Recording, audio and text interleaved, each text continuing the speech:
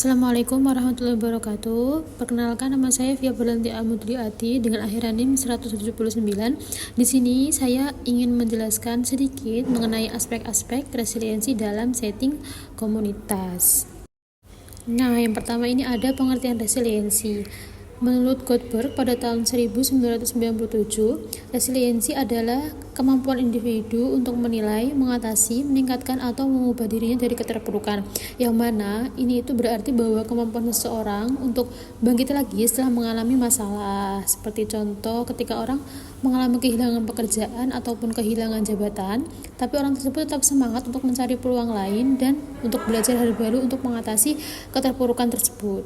Kemudian ini ada pengertian resiliensi dalam setting komunitas, yang mana ini kurang lebih sama namun dalam setting sebuah kelompok. Jadi yang mana kelompok tersebut itu memiliki kemampuan untuk menggunakan sumber daya yang mereka punya untuk bisa bangkit lagi setelah mengalami kejadian sulit. Misal ketika sebuah desa ataupun sebuah komunitas tersebut mengalami musibah seperti banjir ataupun longsor, nah mereka kemudian sama-sama membangun sebuah posko ataupun saling membantu dan memperbaiki hal-hal yang dalam setting komunitas tersebut itu rusak.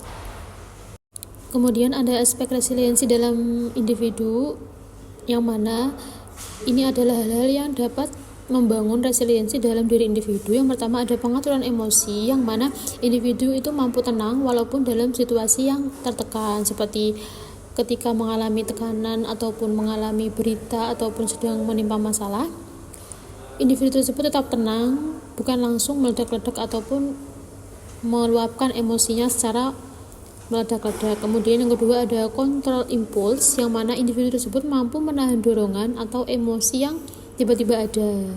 Kemudian yang ketiga ada optimisme, yang mana individu percaya bahwa masalah bisa diselesaikan dan masa depan kita mampu lebih baik. Kemudian ada kemampuan dalam menganalisis masalah, yang mana individu itu mampu mencari penyebab masalah secara tepat. Jadi individu bukan hanya fokus pada penyelesaian, namun mampu menganalisis sehingga masalah dapat segera teratasi. Kemudian ada empati, yang mana individu tersebut mampu memahami perasaan orang lain.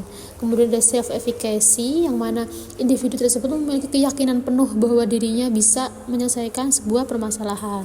Kemudian terakhir ada pencapaian atau reaching out, yang mana individu tersebut berani mencoba hal baru dan mampu mengambil peluang meskipun takut, yang mana individu tersebut mampu bahwa dia dapat menerapkan aspek-aspek positif dalam kehidupannya, sehingga individu tersebut sedikit mengalami rasa takut.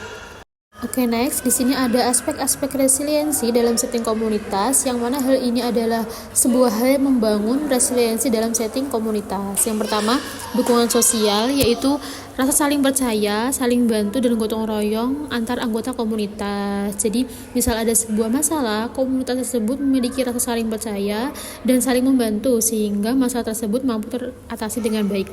Kemudian yang kedua ada keterlibatan.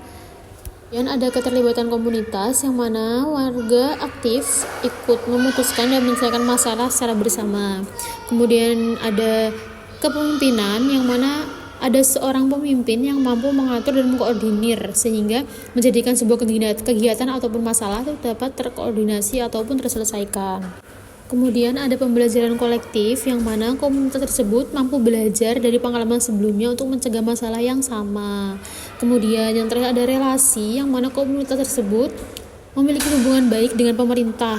Jadi misal ada kerjasama tersebut, komunitas tersebut mampu lebih tinggi resiliensinya serta mampu meningkatkan agenda ataupun kegiatan ataupun dapat mengatasi masalah yang ada dalam komunitas tersebut.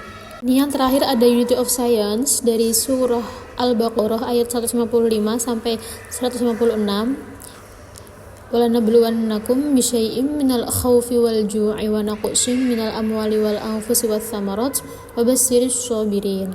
Ayat ini menjelaskan bahwa setiap manusia pasti akan mengalami ujian. Nah, siapapun yang dapat meningkatkan ataupun menerapkan resiliensi dalam hidupnya, maka mereka termasuk orang-orang yang akan mendapatkan ketenangan serta termasuk orang-orang yang memiliki ketangguhan sebagai seorang muslim. Kemudian ini ada referensinya. Terima kasih, sekian dari saya, kurang lebihnya mohon maaf. Wassalamualaikum warahmatullahi wabarakatuh.